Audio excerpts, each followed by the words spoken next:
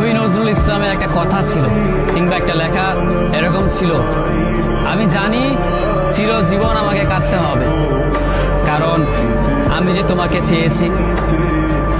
আসলেই আমি যে তাকে চেয়েছি এই জন্য আমাকে সারা জীবন কাটতে হবে, কারণ আমি তাকে কোনোদিন পাবো না, আর পাইনি বলেই আমার কান্না করতে হয়।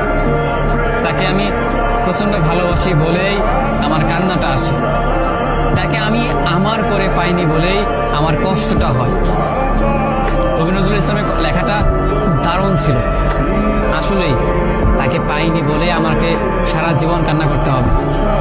যদি সে আমার এই ভালোবাসাটা বুঝতো, আমার এই অসীম ভালোবাসাটা বুঝে আমাকে একটু বলতো যে আমি অন্যদের মতো কখনোই তোমাকে ছেড়ে যাব না, তাহলে বিশ্বাস করুন পৃথিবীতে হয়তো আমার চাইতে সুখী মানুষ আর কেউ হতে পারতো না।